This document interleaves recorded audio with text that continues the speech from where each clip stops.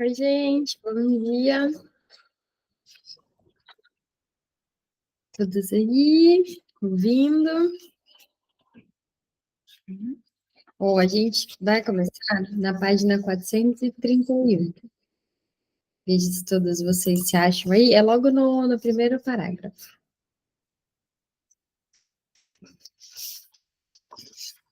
Posso começar? Se vocês souberem a página no PDF, vocês colocam aqui para mim no chat, por favor. Isso.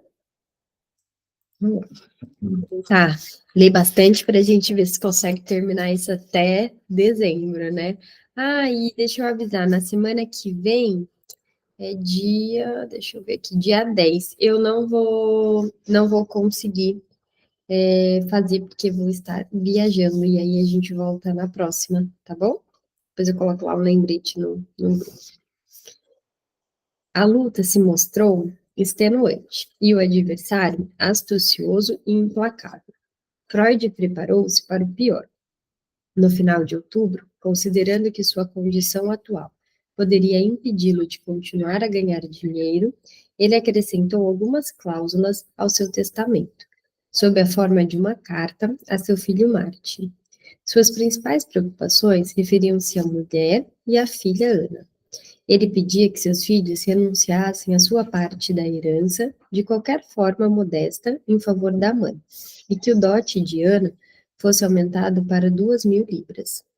A seguir, em meados de novembro, Freud tomou uma medida muito diferente, compreensível, mesmo que talvez menos racional do que os codicílios ao testamento. Ele se submeteu a uma pequena cirurgia nos testículos, chamada tecnicamente de ligadura do vaso deferente em ambos os lados, identificada com o controverso endocrinologista Eugene Steinleck. A operação entrara em certa voga por supostamente ajudar na recuperação da potência sexual declinante, mas além disso, algumas autoridades a recomendavam como uma mobilização dos recursos do corpo. Freud, que acreditava na operação, esperasse que ela pudesse servir para bloquear a volta do câncer e também melhorar sua sexualidade, condição geral e capacidade de trabalho. Depois de realizada, ele foi ambíguo sobre os efeitos, mas pelo menos por algum tempo, parece ter julgado que ela realmente o fizera se sentir mais jovem e forte. Mais relevante, no mesmo mês, Pichler descobriu alguns tecidos cancerosos restantes e corajosamente disse a Freud que seria necessária outra operação, a qual, com a mesma coragem, ele se submeteu. Mas reconhecia que a notícia era uma grande decepção. Ele havia claramente sobrecarregado o cirurgião com expectativas mágicas de onipotência. Disse a Henk, no final de novembro, que havia emocionalmente se apoiado muito no professor Pichler. Mas essa última operação fora um brusco despertar e uma liberação da ligação homossexual. No entanto, por mais complexos que fossem seus sentimentos em relação ao cirurgião, a verdade é que Pichler não detectou nenhum outro tumor canceroso até 1936. Contudo, de 1923 em diante, Freud desenvolveu várias leucoplasias benignas ou pré-cancerosas, que tinham de ser tratadas ou removidas. Pichler era habilidoso e gentil, mas as 30 ou mais pequenas operações, algumas não tão pequenas, que ele realizou, para não mencionar os inúmeros ajustes, limpezas e reajustes de próteses, eram serviços maçantes e invasivos. Frequentemente, feriam-no muito. Aqui tem uma nota. As operações a que Freud foi obrigado a se submeter eram de 3 tipos, conforme indica a forma como eram realizadas: no gabinete do Dr. Pichler, com anestesia local, no sanatório Auersberg, com anestesia local e sono previamente induzido, e no sanatório com anestesia geral. Anna Freud a Jones, em 8 de janeiro de 1956. Além disso, Freud passava por exames regulares num pequeno aposento montado ao lado de seu consultório. O prazer que o uso contínuo do tabaco dava a Freud, ou mais precisamente, sua incurável necessidade dele, devia ser irresistível. Afinal, cada charuto era mais um elemento irritante, um pequeno passo para outra intervenção dolorosa. Sabemos que ele admitia ser viciado em charutos e que considerava o hábito de fumar basicamente como um substituto para a masturbação, protótipo de todos os vícios. E aqui dá para ver mesmo que era um vício, porque se ele sofria tanto com as cirurgias, por que que ainda fumava, né? Havia claramente profundezas em sua mente que a autoanálise nunca alcançou, conflitos que ela nunca foi capaz de resolver. A incapacidade de Freud em parar de fumar ressalta vividamente a verdade contida em sua observação sobre uma disposição extremamente humana, que ele chamou de saber e não saber, um estado de apreensão racional que não resulta numa ação combatível. Freud, no final de 1923, era como um atleta inválido, necessitando de uma drástica recuperação física. Tendo sido outrora um conferencista magistral e conversador brilhante, ele se exercitava para falar novamente, mas na verdade nunca conseguiu recuperar a clareza e ressonância de sua voz. As operações também afetaram a audição de Freud. Ele se queixava de um som acelerado e constante, e aos poucos se tornou quase surdo no ouvido direito. Por isso, o divã foi transferido de um lado para o outro de seu consultório, para que pudesse ouvir com o ouvido esquerdo. A ingestão de alimentos apresentava dificuldades desagradáveis, e, em geral, passou a evitar jantares em público. Era um tormento pôr ou tirar a prótese, dispositivo que mantinha as cavidades oral e nasal separadas. Jones a descreve como uma enorme coisa monstruosa, uma espécie de dentadura aumentada, frequentemente esfolando, irritando e provocando bastante dor. Nos anos que lhe restaram, Freud mais uma vez trocou essa dentadura aumentada, indo a Berlim no final dos anos de 1920 para se equipar com uma outra. Raramente deixou de sentir algum incômodo, mas ele se recusava a ceder ao sofrimento. Freud se adaptou à nova condição com uma certa jovialidade. Caro Sam, escreveu a Manchester em janeiro de 1924, dando a carta à filha Ana. Estou contente em fazê-lo saber que estou me recuperando rapidamente e fui capaz de retomar o meu trabalho neste novo ano. Minha fala pode estar prejudicada, mas tanto a família como os pacientes dizem que é perfeitamente inteligível. Seu equilíbrio psicanalítico, duramente conquistado, prestou-lhe bons serviços. Ele presenciara mortes na família, mas felizmente os nascimentos se sobrepunham a elas. Os 3 filhos estavam ampliando o clã Freud. Ernest nos anunciou o nascimento de seu terceiro filho no dia 24 de abril, informou a Samuel Freud na primavera de 1924. Há mais 2 crianças a caminho, o segundo filho de Martin e o primeiro de Oliver, Düsseldorf.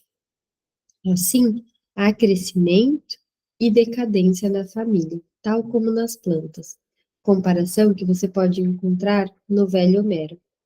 Em outubro de 1924, Alex Streichen, uma talentosa e irreverente observadora da cena analítica, informou de Berlim a seu marido James em Londres que Helene Dutch deu-me as mais brilhantes notícias, como todos eles disseram, sobre a saúde de Freud. Parece que está novamente instalado na presidência de Vereenigungen e fala sem parar, como sempre, e está em ótima disposição. 5 meses depois, no começo de 1925, ela informava o marido que, embora Freud continuasse a ter dificuldades em falar, Ana diz que sua saúde geral não deixa nada a desejar. Olha eu tomando com o negócio fechado, tô doido.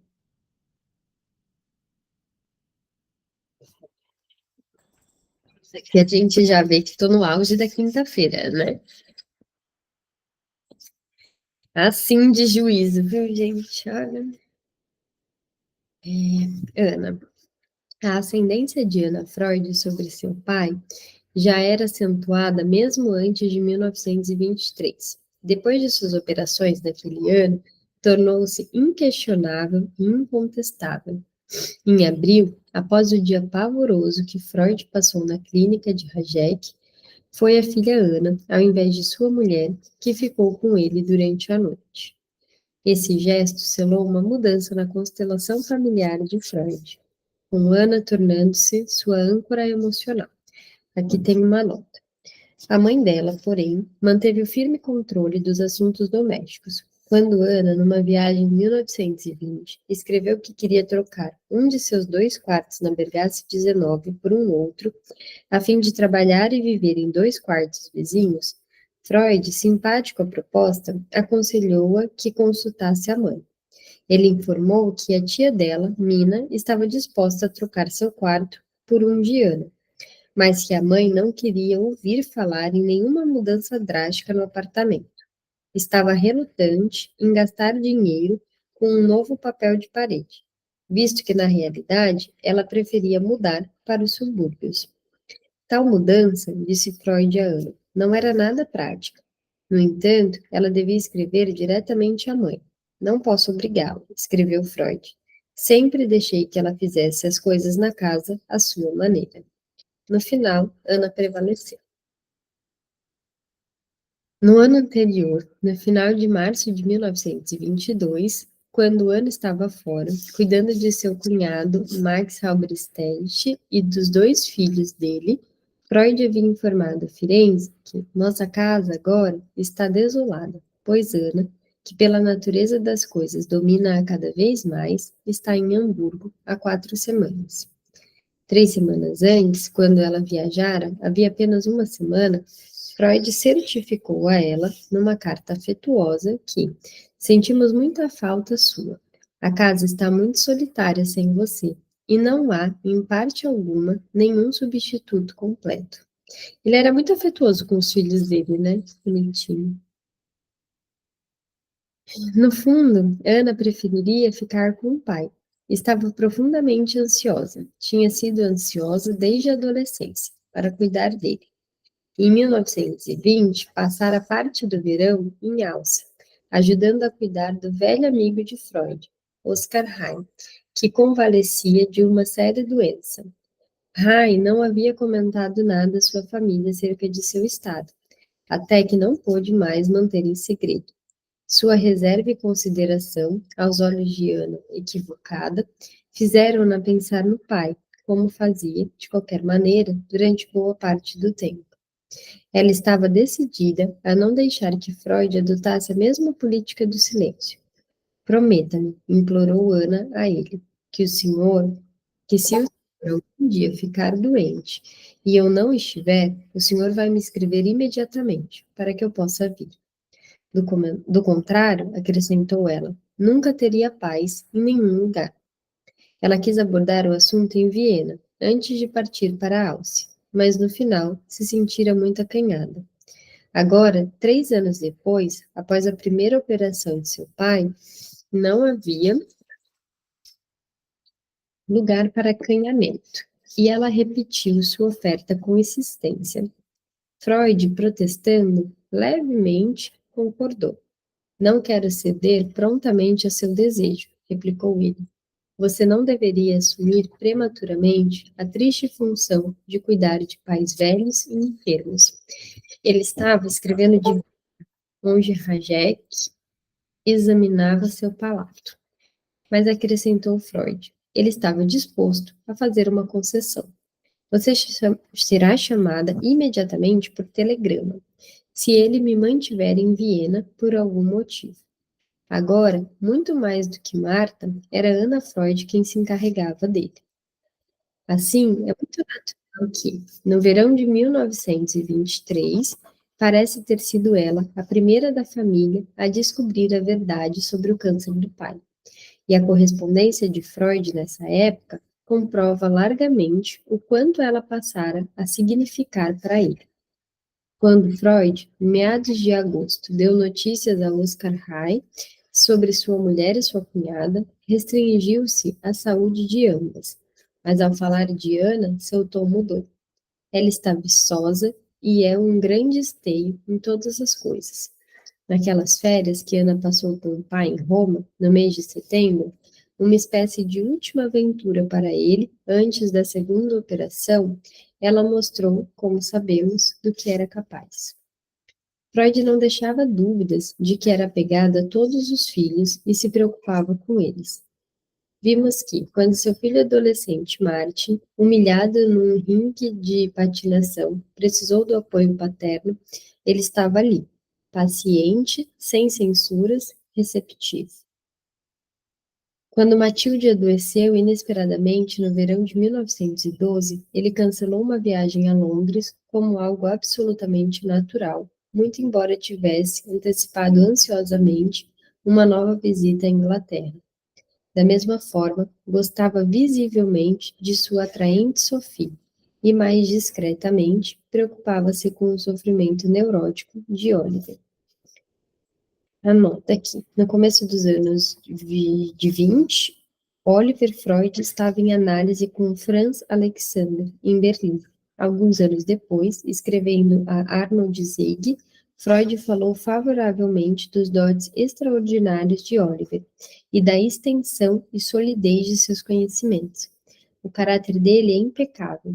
Então veio a neurose e arrancou todo o vício. Sendo, infelizmente, muito inibido neuroticamente, ele tivera má sorte na vida. Freud considerava a vida problemática de Oliver, disse a Zeick, um fardo pesado de se carregar. Durante a guerra, como sabemos, Freud não trancou dentro de si os temores pelos filhos no fronte, mas crivou cartas com detalhes sobre o paradeiro e o bem-estar deles, como se fossem de absorvente interesse para todos os destinatários. Numa família grande, filosofou certa vez para um analisando, o médico americano Philip Lerman. Pode-se sempre contar com percalços. Quem quer que tenha recebido, como o senhor, o papel de arrimo geral da família, um papel também militar a mim, um papel também familiar a mim, está suprido de preocupações e interesses por toda a vida. Freud podia brincar sobre o papel de pai, um pouco.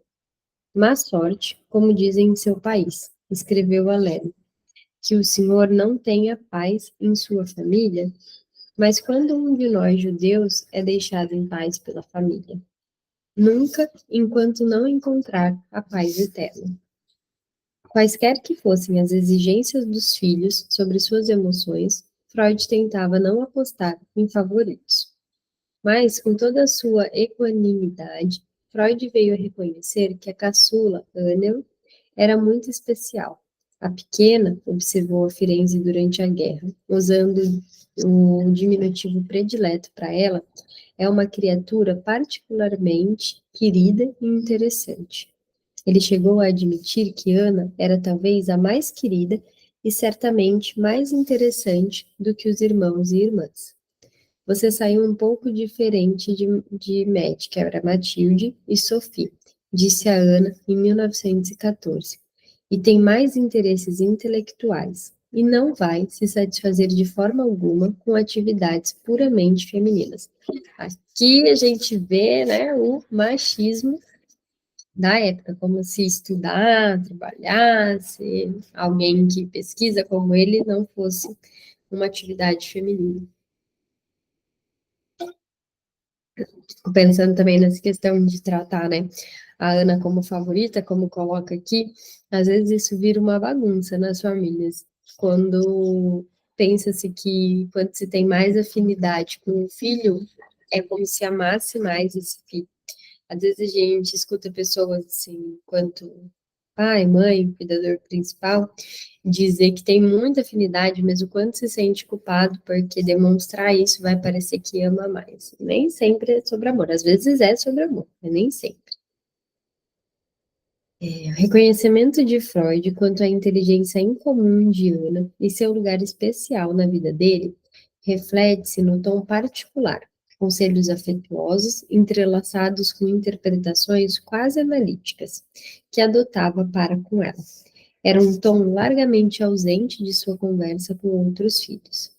Por sua vez, a exigência de Ana quanto a uma intimidade particular com o pai era intensa e persistente, e se intensificou ainda mais. Quando menina, passou por períodos intermitentes de debilidade física, sendo repetidamente enviada a instâncias de saúde para repousar, realizar passeios salutares e ganhar alguns quilos. Suas cartas desse período abundam em notícias de 1 quilo conseguido em uma semana, meio quilo em outra, e vêm impregnadas de saudades pelo pai. Ela estava melhorando, assegurava ao querido papai ao escrever de um balneário no verão de 1910, aos 14 anos de idade, ganhando peso, e já estou robusta e gorda. Também era, nesses verdes anos, maternal com seu pai. O senhor não vai transformar novamente seu estômago nas montanhas de Harz? Esperava que seus irmãos, os meninos, estivessem zelando por ele, mas deixava poucas dúvidas de que ela cuidaria melhor de Freud do que deles. Em geral, era incessantemente competitiva com os irmãos. Eu também gostaria muito de viajar com o senhor, como Ernest e Ollie estão fazendo agora. E mostrava um interesse precoce pelos textos de Freud. Havia pedido a seu médico, muito simpático, o Dr. Jekyll, que lhe deixasse ler Gradiva, mas ele só se dispunha a deixar se Freud desse permissão. A coisa que ela mais gostava eram os apelidos carinhosos que ele lhe dava. Querido papai, escreveu Ana no verão seguinte, faz muito tempo que ninguém me chama de Diabo Negro, e sinto muita falta disso. A maioria de suas doenças, como dores nas costas, pareciam a Freud psicossomáticas, pois eram acompanhadas por meditações e ruminações, da qual ela mesma criticava severamente como absurdas. Que anota. Alguns desses problemas de saúde, tal como dificuldades na menstruação, continuaram. Estou particularmente contente, escreveu Ana ao pai em 1920, por ter ficado indisposta ontem, sem recorrer a nenhum remédio inusual, tolerando bem dessa vez. Ele a encorajara a lhe contar os seus sintomas. Ana não desapontou. No começo de 1912, ainda indisposta, ela descreveu livremente seu estado mental com o pai. Não estava bem nem mal, escreveu a ele, e não tinha certeza do que estava sofrendo. Mas de algum modo aparece algo em mim. E então ficava cansada e preocupada com todo tipo de coisas, inclusive sua ociosidade. Uma outra nota. Esse também era um tema constante em correspondência com o pai. Por que é que estou sempre tão feliz? Perguntou-lhe infeliz no verão de 1919, quando não tenho nada para fazer. Afinal, eu gosto de trabalhar, ou apenas parece ser assim. Ela ansiava por ser razoável, como a irmã mais velha, Matilde. Quero ser, ou pelo menos me tornar, um ser humano sensato. Mas tinha seus dias ruins. O senhor sabe, lembrou ela ao pai. Eu não lhe teria escrito tudo isso, porque não gosto de aborrecê-lo. Mas ele lhe pedira e acrescentou a Ana num pós-escrito. Não poderia lhe escrever mais, porque eu mesma não sei de nada mais. Mas certamente não guardo nenhum segredo do senhor. Se ao menos, pedia ela, ele lhe escrevesse logo, então vou ser sensata se o senhor me ajudar um pouco. Freud estava inteiramente disposto a ajudar, Em 1912, agora que Matilde se casara e Sofia estava se preparando para seguir o exemplo da irmã, Ana havia se tornado, como ele gostava de chamá-la, sua querida filha única. Em novembro, quando ela se instalou na popular estância de Merano, no norte da Itália, para passar ali vários meses, ele lhe recomendou que relaxasse e se divertisse. Quando se acostumasse à preguiça e ao sol, disse-lhe Freud, ela certamente ganharia peso e se sentiria melhor. Por seu lado, Ana lembrou ao pai o quanto sentia sua falta. Sempre como o máximo que posso, e estou plenamente sensata, escreveu a Freud de Merano. Penso muito no senhor e espero ansiosamente uma carta sua, quando tiver tempo para escrever. Este era um tema constante. Seu pai era um homem tão ocupado. Quando ela se ofereceu para voltar a casa, ele insistiu para que ficasse mais um tempo, mesmo que isso significasse perder o casamento de Sophie, marcado para meados de janeiro de 1913. Era uma sugestão terapêutica astuciosa. Ana havia confessado antes que suas brigas intermináveis com Sophie eram terríveis para ela, visto que gostava e admirava Sophie, que, no entanto, não se importava com ela. Tais explosões de autodepreciação eram, e continuaram por muito tempo, características de Ana. Nem sequer seu pai, cuja influência sobre ela era frequentemente absoluta, conseguia persuadi-la inteiramente do contrário. Mas ele tentava. Freud havia decidido que Ana tinha idade suficiente para entender algumas verdades psicanalíticas.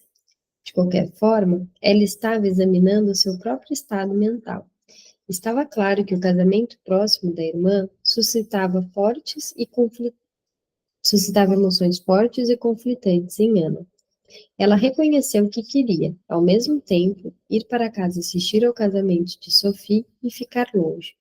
De um lado, estava contente por poder descansar luxuosamente em Meran.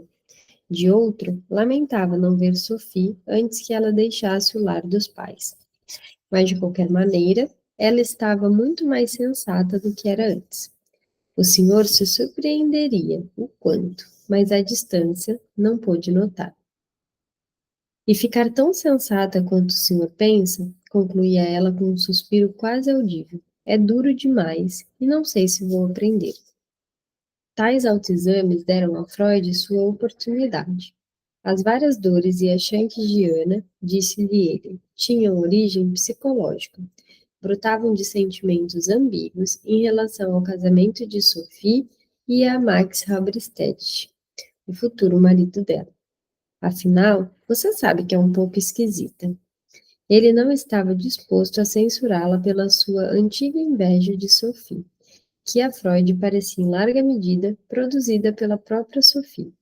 Mas, achava ele, Ana havia transferido essa inveja para Max, e isso a atormentava. E ela estava ocultando alguma coisa de seus pais, talvez também de si mesma. Delicadamente, ele instou para que ela não mantivesse nenhum segredo. Não seja tímida. Parecia muito um analista aconselhando seu analisando a falar livremente. Mas concluía como pai. Afinal, você não vai ficar uma criança para sempre, mas adquirir a coragem de encarar corajosamente a vida e o que ela trouxer de frente. Aqui parece que o Freud estava achando que ela estava apaixonada, talvez pelo cunhado, né? Tiveram essa sensação? Ou nada a ver?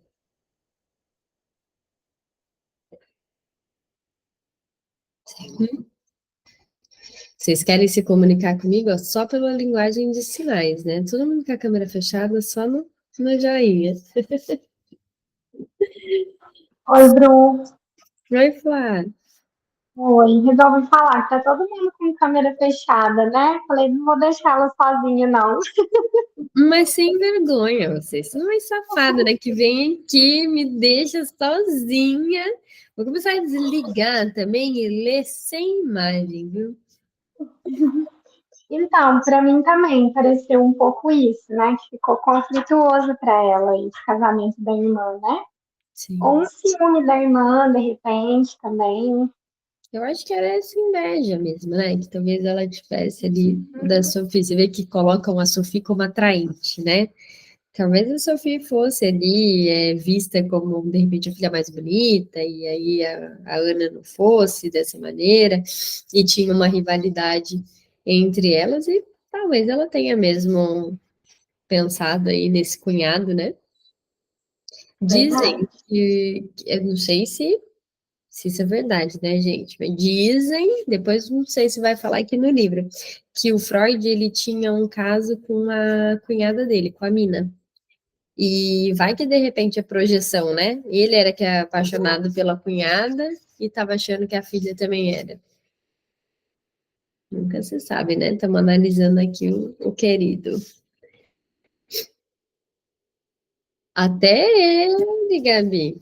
Dizem que nas idas dele com a mina eu acho que era para Itália que ele levava ela. Às vezes eles viajavam juntos, só eles dois. Dizem que é porque eles tinham um caso. Não é aquilo também, né?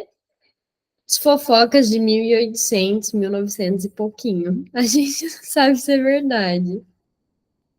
Então, eu fiquei pensando nisso, viu? Será que não é uma projeção? Porque ele se apaixonou pela cunhada, ele acha que a filha também se apaixonou, e aí, para ele, acabaria não sendo uma coisa, meu Deus, né? Porque ele iria se reconhecer na Ana. Talvez só gerasse mais identificação, né? Mas enfim. Deixa eu ver que acho que dá tempo ainda. Então vamos lá. Só para ver se dá tempo de começar mais um outro. Mas olha, eu estava olhando, a gente vai ter que ler muito para conseguir terminar esse ano ainda, viu? Meu Deus. Uma coisa para Freud era encorajar Ana a crescer. Outra totalmente diferente para ele era deixá-la crescer. Nossa, aqui rolou uma identificação, viu, gente? Que é isso, a gente encorajar um filho é uma coisa, né? Deixar é outra. Durante anos, ela continuou sendo a pequena, o carinhoso apelativo, minha querida filha única, que havia aplicado a ela de brincadeira, sei, de brincadeira, quando Sofia estava noiva, ressurgiu periodicamente depois do casamento de Sofia. Em março de 1913, Ana era sua pequena filha, agora única, sua única filhinha, que levou a uma viagem a Veneza durante umas curtas férias daquela primavera, que Ana aguardara com impaciência e aproveitou imensamente. Uma viagem italiana com o senhor, exclamou ela. Fica muito mais bela do que teria sido de outra maneira. Mais tarde, no mesmo ano, Freud admitiu a Firenze que a sua pequena filha, Ana, fizera-o pensar em Cordélia, a filha mais nova do rei Lear. O tema da filha mais nova nunca perdeu interesse para Freud. Em 1933, quando Ernest Jones anunciou que sua mulher estava grávida, ele respondeu: se tiver de ser um caçula, os caçulas, como o senhor pode ver em minha família, não são propriamente os piores. Dizem que os piores são os filhos do meio. Tem alguém aqui que seja filha do meio? A Érica? Depois tu conta essa fofoca aí pra gente, Érica, se mantém. Mas existem até pesquisas sobre isso, sabia?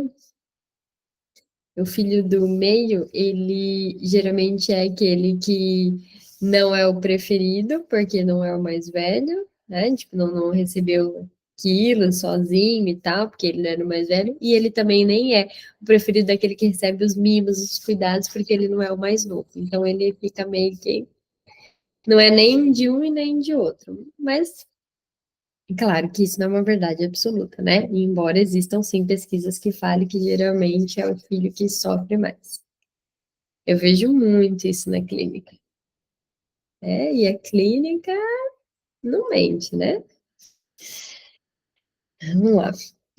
Pensamentos que geraram uma comovente meditação sobre o papel das mulheres na vida e na morte de um homem.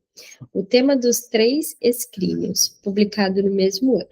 Existe uma fotografia encantadora de Freud e Ana com um par de amigos, tirada nessa época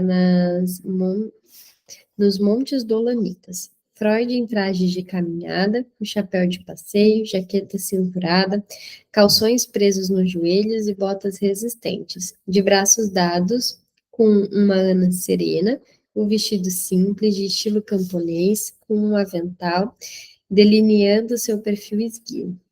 Ainda no verão de 1914, quando Ana tinha quase 19 anos, Freud continuara a chamá-la de minha filhinha para Ernest Jones. Mas dessa vez ele tinha outro motivo. Estava protegendo Ana das inclinações amorosas de Jones. Sei, pelas melhores fontes, alertou Freud em 17 de julho, quando ela se preparava para partir rumo à Inglaterra, que o Dr. Jones tem sérias intenções de pedir sua mão. Dizia-se relutante em interferir na liberdade de escolha de que dispuseram suas duas irmãs mais velhas.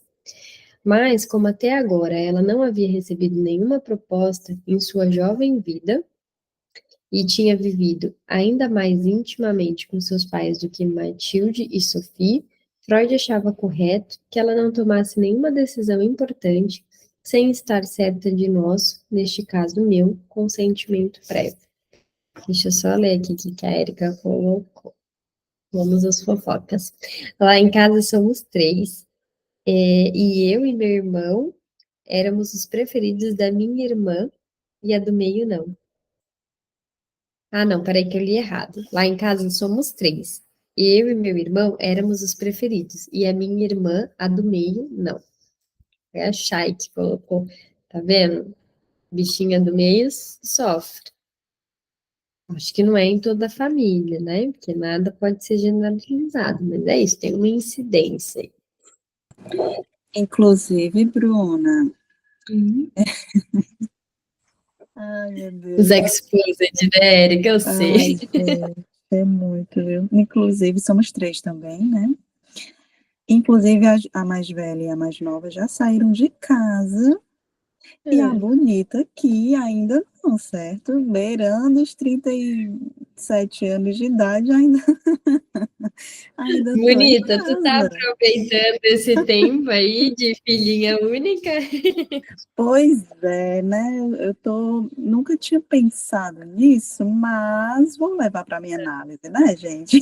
Aí, uma análise selvagem, Pois é, dando abertura, né, para uma elaboração, quem sabe?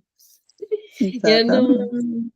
eu não tive irmãos, então não sei como é que é isso, mas eu vejo assim, né, tipo, eu tenho os dois filhos, e aí sempre tem, acho que independente se são dois, três, né, ou mais, assim, tem uma disputa, assim, né, de quem é o preferido e tal. Às vezes eles falam, se a gente tenta que não tenha preferido, embora, é claro, que é o que eu falei, assim, de, às vezes a gente tem mais afinidade com um filho do que com o outro, né? E isso não tem muito o que fazer. Tem filhos que têm seu gosto, assim, um jeito muito parecido com o seu, e o outro que é totalmente contrário. Mas leva aí mais. E pensando aqui, nossa, me veio muita coisa agora, preciso de análise. Só semana que vem agora. Pensando aqui, abrindo com vocês isso, né? É, né, pessoal meu mesmo, eu fui a filha que não foi planejada, eu vim de gaiata, sabe? Eu não fui planejada. Então, olha, vai dar muita manga isso aí para minha Cada análise. manga, né, essa análise. Aí a analista vai falar, gente, mas de onde tu tirou tudo isso? Então, Pois da é, Ana Freud. então, muito bom. Então, me identifiquei com a Ana Freud, e aí vem uns negócios aqui. Mas trabalha na análise que deve ter coisa boa aí. Não, certeza. E pena que já passou, foi ontem, né? Vou ter que esperar até semana que vem agora. Já vai elaborando. Isso. A Cat colocou aqui, eu sou a mais velha e minha irmã do meio, sempre quando estamos reunidos, deixa claro o desconforto de ser irmã do meio. Isso envolve muitos conflitos. Olha aí, né? Tem muito isso de ser mesmo algo que as pessoas falam. Sabe que eu atendo uma pessoa que tem 3 filhos, e aí ela diz que o do meio, ele nunca está satisfeito. Ela falou, os da ponta tá tudo ok e tal. O do meio é o que mais recebe e o que mais reclama. Não sei se de repente é esse que se sente o não escolhido, né, de um dos lados, e aí tem essa necessidade de ser mais, tem mais demanda. Procurem lá no Google Acadêmico coisas sobre isso. Eu não lembro agora de nenhum texto psicanalítico que trabalhe essa questão, mas pesquisas tem. Vamos dar depois uma fuçada lá, se alguém achar algum artigo interessante também, compartilha lá no grupo. Freud empenhou-se em recomendar Jones como amigo e um colaborador muito valioso, mas afinal, isso poderia ser uma tentação a mais para você. Por isso, sentia-se obrigado a expressar 2 objeções que tinha a um casamento entre Jones e sua filha única. Em primeiro lugar, é nosso desejo que você não fique noiva ou case antes de ter visto, aprendido e vivido um pouco mais. Pelo menos por 5 anos, não deveria certamente pensar em casamento. E disse Freud a Ana, falando do fundo de suas dolorosas lembranças pessoais sobre sua longa e frustrante espera por Marta Bernays. Ela devia evitar um noivado prolongado. Em segundo lugar, lembrou-lhe Freud, Jones estava com 35 anos, quase o dobro da idade de Ana. Embora fosse, sem dúvida, um homem terno e de bom coração, que amaria afetuosamente sua esposa e ficaria muito grato pelo seu amor, ele precisava de uma mulher mais velha e experiente. Jones observou Freud, tinha súbito por seu esforço próprio, vindo de uma família muito simples e de condições difíceis de vida. Estava muito envolvido na ciência e faltava-lhe o tato e a consideração mais refinada, que alguém como Ana, uma mimada, uma moça muito jovem e um tanto reservada, tinha o direito de esperar do marido. Na verdade, acrescentou Freud, indo mais fundo, Jones era muito menos independente e muito mais necessitado de apoio moral do que poderiam sugerir as primeiras impressões. E assim concluía Freud. Ana devia ser prudente, simpática e amigável com Jones, mas evitar ficar a sós com ele. Evidentemente, o fato de dar instruções cuidadosamente ponderadas a Ana não diminuiu a ansiedade de Freud. 5 dias depois, em 22 de julho, depois que ela desembarcara na Inglaterra, ele reiterou branda e sucintamente suas diretrizes anteriores. Ela não devia fugir à companhia de Jones, que ficasse tão livre e desembaraçada como ele, quanto lhe fosse possível. E se pudesse, impede a amizade e igualdade. O que, disse Freud a ela, é particularmente fácil de se conseguir na Inglaterra. Mas essa segunda advertência também não bastou para acalmar suas inquietações. No mesmo dia, escreveu umas poucas linhas a Jones, conforme informou prontamente a Ana, que vão desencorajar qualquer galanteio, mas evitar qualquer ofensa pessoal. Essas poucas linhas constituem um documento curioso.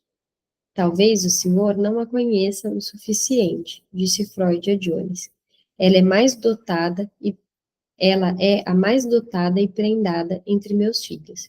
E, além disso, um caráter precioso, cheio de interesse em aprender, ver as coisas e chegar a compreender o mundo. Não era nada mais do que já havia dito diretamente a Ana. Mas, a seguir, o tom de Freud passou para o que só se pode chamar de idealização vitoriana. Ela não pretende ser tratada como mulher, ainda estando muito longe de anseios sexuais, e mais precisamente, recusando o homem. Há um entendimento expresso entre mim e ela que não pensa em casamentos ou nas preliminares antes de ficar 1, 2 ou 3 anos mais velha. Não creio que ela vá romper o acordo. Esse acordo, como sabemos, era imaginário. Havia apenas a firme sugestão de Freud a Ana, no sentido de adiar ideias sérias sobre os homens. Sem dúvida, seu estratagema não era forçado nem desarrazoado. Freud diria a outros, e a própria Ana, que ela era emocionalmente mais nova do que sua idade física. Mais importante, porém, era que Freud estava avisando Jones, não muito sutilmente, que deixasse sua filha em paz. Mas alegar que era uma moça plenamente desenvolvida, não tinha nenhum sentimento sexual, era falar como um burguês convencional que nunca lera Freud. Isso daqui é aquilo, né? Ele é analista, psicanalista de outra pessoa. Da filha mesmo já viu que não dá para ser. Pode-se supor que isso faça parte da insinuação de Freud de que para Jones, pôr as mãos em Ana equivaleria a um abuso infantil. Uma advertência velada, a qual Jones, em vista das acusações que o haviam afastado da Inglaterra na década anterior, só poderia ser extremamente sensível. Aqui, curioso estar dizendo disso, porque uma das discussões que a gente faz, inclusive lá no Quintas com Freud, é do absurdo que foi o caso Dora, do Freud não ter reconhecido que a Dora era vítima, então, de abuso infantil. E tiveram outros casos, né, que também isso aconteceu. Agora a gente está lendo O Homem dos Ratos, e lá ele não coloca que o Homem dos Ratos sofreu um abuso, embora tenha um recorte de um outro caso no meio do texto que ele fala sobre o abuso, e aqui parece que vem surgindo nele essa ideia do quão sério pode ser o abuso, mas no caso Dora, ele ignorou isso completamente. Mas essa recusa da sexualidade da filha por parte de Freud está evidentemente fora de lugar. Lê-se mais como afloramento do desejo de que sua pequena menina continue uma pequena menina, sua pequena menina. É o único momento comparável nos textos de Freud em que ele recusa suas próprias percepções com a mesma decisão é a passagem à interpretação dos sonhos, onde ele diz que a criança não tem sentimentos sexuais, mas depois, obviamente, ele vem mudando totalmente essa ideia, né? A reação de Ana aos pedidos do pai resultou em outro exercício de menosprezo por si mesma.